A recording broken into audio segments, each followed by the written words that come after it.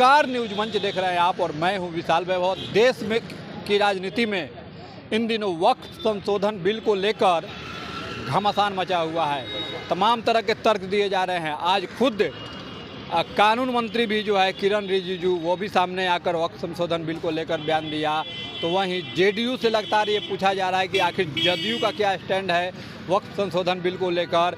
तो कहीं ना कहीं केंद्रीय मंत्री ललन सिंह, जेडीयू के वरिष्ठ नेता व कार्यकारी अध्यक्ष संजय झा ने भी आज इस बयान को इस वक्फ संशोधन बिल को लेकर बयान दिया और कहा कि जो है कहीं ना कहीं ये मुस्लिमों के हित में है और मुसलमानों को ठगने का काम सिर्फ राजद के लोगों ने किया है। तो वहीं अल्पसंख्यक समाज के सबसे बड़े नेता माने जाने वाले ओवैसी ने भी जो है वक्फ संशोधन बिल को लेकर बयान दिया और कहा कि ये वक्फ संशोधन बिल नहीं, ये वक्फ बर्बाद संशोधन बिल है। तो क्या कुछ सभी ने कहा है, आपको छोड़ जाते हैं सभी के प्रतिक्रियाओं के साथ। बने रहिए न्यूज मंच के साथ। न्यूज मंच के लिए नीरज कुमार के साथ विशाल वैभव। अमेंडमेंट बिल में विस्तृत रूप से चर्चा करना चाहते हैं और बिजनेस एडवाइजरी कमेटी इसमें तय करे।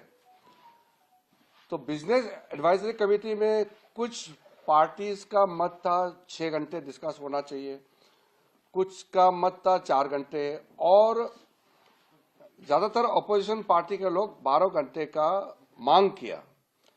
तब बीच में 8 घंटे का चर्चा का समय तय किया गया और ये भी स्पीकर साहब ने कहा कि 8 घंटे चर्चा का समय दिया है जिसको बढ़ाया जा सकता है, लेकिन हाउस का सेंस लेकर के। चर्चा तो हमेशा ऐसे ही होते हैं जब आप टाइम तय करते हैं तो अगर हाउस को लगे कि डिस्कशन का समय को बढ़ाना चाहिए तो समय को बढ़ाया जाता है, एक्सटेंड किया जा सकता है। लेकिन अगर बहाना बना करके अब चर्चा में हिस्सा नहीं लेना चाहता है और बहाना बना करके वॉकआउट करने का कोई कदम उठाते हैं तो मैं रोक नहीं सकता हूं उसको। हम तो चर्चा चाहते हैं और जेपीसी ने व्यापक रूप से इस बिल का स्क्रूटिनाइज किया, चर्चा किया और पार्लियामेंट में फिर से टेबल किया रिपोर्ट को। फिर कैबिनेट ने इसको जांच करके अच्छा से इसमें जो प्रोविजंस है उसको देख करके फिर से आज हम बिल को लाने का बात कर रहे हैं। हर पॉलिटिकल पार्टी को अपना मत रखने का अधिकार है और देश सुनना चाहता है कि किस पॉलिटिकल पार्टी वक्फ अमेंडमेंट बिल में क्या पोजीशन रखता है, ये सुनना चाहता है और ये रिकॉर्ड करेंगे। हजारों साल तक ये रिकॉर्ड रहेगा कि इतना अच्छा वक्फ अमेंडमेंट बिल जो ला रहे हैं इसको किसने विरोध किया और किसने समर्थन किया, ये रिकॉर्ड में रहेगा। लेकिन चर्चा तो करें। तो अगर चर्चा नहीं करना चाहते हैं और आप बहाना बना करके अगर वॉकआउट करेंगे तो मैं तो उसका जिम्मेदार तो हो नहीं सकता। सर, ऑपोजिशन कह रही है कि वो मणिपुर पे डिबेट मांग रहे थे, वो कहते हैं ऐसा है 12 बजे से कल क्वेश्चन आवर के तुरंत बाद 2 अप्रैल को वक्फ अमेंडमेंट बिल को मैं टेबल करना चाहता हूं फॉर कंसिडरेशन एंड पासिंग, पारित होने के लिए। उसके बाद हमने 8 घंटे के लिए मान लिया गया है कि चर्चा 8 घंटे का होगा और बढ़ाना चाहते हैं तो हाउस में स्पीकर सेंस लेकर के बढ़ा सकते हैं। किरण जी, ऑपोजिशन वालों का ये कहना है कि जब उन्होंने आपसे मणिपुर पे डिस्कशन मांगा, एक तो आपने कहा कि 1 घंटे में डिस्कशन होगा। देखिए, ये आपको समझना होगा, ये बजट सत्र 4 तारीख तक है। बजट सत्र 4 अप्रैल तक है और जो बिल हम लोकसभा में पारित करते हैं वो राज्यसभा में भी पारित करना होगा। तो फिर हमको समय भी तो देखना होगा। ये पार्लियामेंट सिर्फ लोकसभा नहीं है, सिर्फ राज्यसभा नहीं है, दोनों मिल करके ये पार्लियामेंट है। अगर वक्फ अमेंडमेंट बिल या कोई भी महत्वपूर्ण मुद्दे लोकसभा में पारित होता है तो राज्यसभा में भी जाना पड़ता है, वहां भी पारित करना पड़ता है। तो राज्यसभा के लिए भी तो टाइम देना पड़ेगा ना। नीतीश कुमार पिछले 19 साल से बिहार में काम कर रहे हैं। अब बिहार में उन्होंने जो मुस्लिम समुदाय के लिए काम किया है वो सामने में है और कभी भी उनके हित, जो उनका इंटरेस्ट है, कभी भी उस पर उन्होंने कि उनके साथ गलत हो ऐसा नहीं होने दिया। और अभी भी जो कुछ आ रहा है उसमें हमारे पार्टी और नीतीश कुमार जी से बहुत लोग मिले थे, उन्होंने अपना सुझाव भी दिया था और जो जेपीसी में हमारे मेंबर थे इस बात को उन्होंने रखा भी और मुझे लगता है सरकार उसको इनकॉर्पोरेट भी करेगी। वक्फ बिल कोई पहली बार नहीं आ रहा है। पहले भी ये बिल आ चुका है 2013 में, उसमें अमेंडमेंट हो चुका है और उसमें ये जरूर हम लोग की तरफ से है कि भाई रिट्रोस्पेक्टिव नहीं हो। अगर पास्ट में कोई बात है तो उसको उस पर कोई आंच नहीं आए। ये हम लोगों ने जरूर, हमारी पार्टी ने कहा था। मुझे लगता है जरूर जो कमेटी है, सरकार है, इसको ध्यान में रखेगी।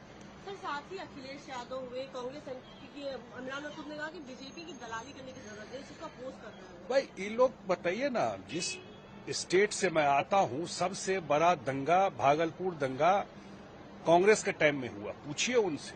और उसके बाद 15 साल आरजेडी की सरकार थी और न्याय नहीं मिला किसी मुसलमान को। नीतीश कुमार आए, उसके बाद लोगों को न्याय मिला। ट्रैक रिकॉर्ड है ना काम करने का। ये वोट लेते रहे और इनका इंटरेस्ट कभी सर्व नहीं किया। इतना मैं जरूर बता देना चाहता हूं आपके ही माध्यम से, आपके चैनल के माध्यम से, नीतीश कुमार की राजनीति और जब तक है, उनका इंटरेस्ट प्रोटेक्टेड रहे। सर, बिहार इलेक्शन जिस तरह से आ रहा है, इसमें भी सवाल उठाया जा रहा है कि नीतीश कुमार हुए, चिराग पासवान हुए, जयंत चौधरी, इन लोगों ने सपोर्ट ना किया होता तो बिल ना आता।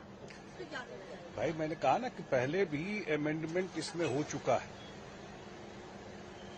आम मुसलमानों का फायदा हो, यही न है। तो और एक बार आने तो दीजिए, क्या आता है।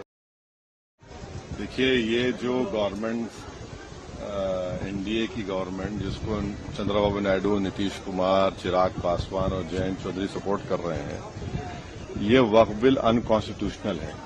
ये वक्फ बिल आर्टिकल 14, आर्टिकल 25, 26, 29 का ग्रेव वायलेशन है। ये वक्फ बिल नहीं है, बल्कि ये वक्फ बर्बाद बिल है ये।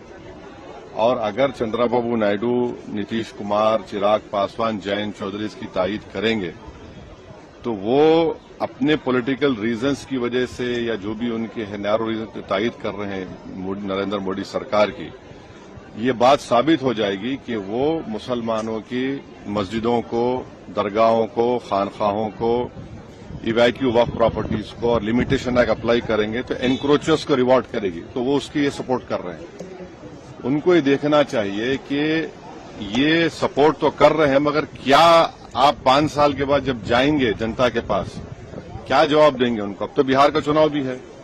तो ये अनकॉन्स्टिट्यूशनल। एक बात समझिए, वक्फ बाय यूजर सरकार निकाल रही है। हिंदू धर्म में mud by user, temple by user allowed है, तो यहां पर क्यों अलाउ नहीं कर रहे आप?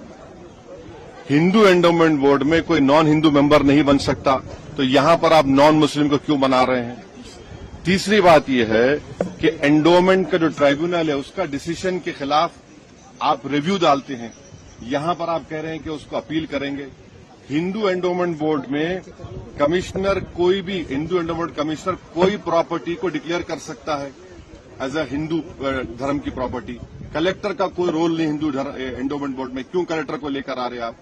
तो ये सब जो चीजें कर रहे हैं ना, एक ही मकसद है, मुसलमानों से नफरत और इस देश में हिंदुत्व की आइडियोलॉजी के तहत ये एक प्रोजेक्ट है जिससे मुसलमानों को उनके रिलीजन से दूर करना, रिलीजियस प्रॉपर्टीज को छीन लेना।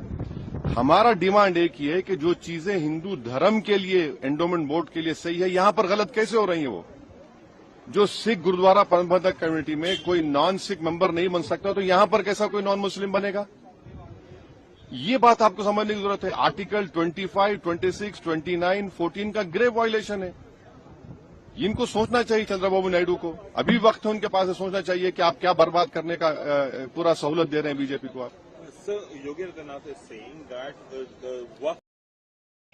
मुसलमानों के लिए क्या किया उन्होंने, उसका भी तो बताएं।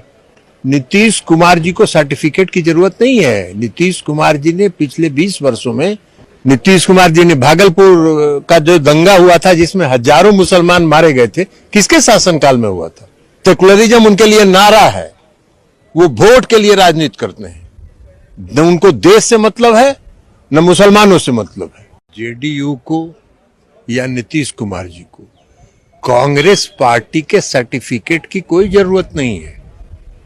वो अपने गिरेबान में झांक के देखें, कितना साल इस देश में शासन किए, बिहार में कितना साल शासन किए, मुसलमानों के लिए क्या किया उन्होंने, उसका भी तो बताएं।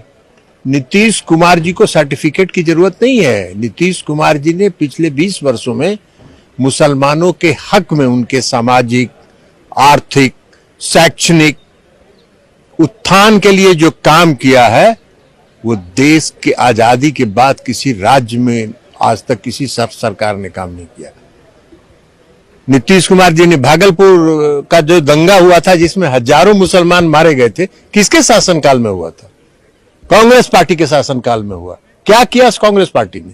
नीतीश कुमार जी ने सभी दंगा पीड़ित परिवारों को न्याय दिया, और न्याय ही नहीं दिया, जो बेवा हो गई थी उन सबों को आज तक वो पेंशन दे रहे हैं। तो उनके सर्टिफिकेट की जरूरत है नीतीश कुमार जी को।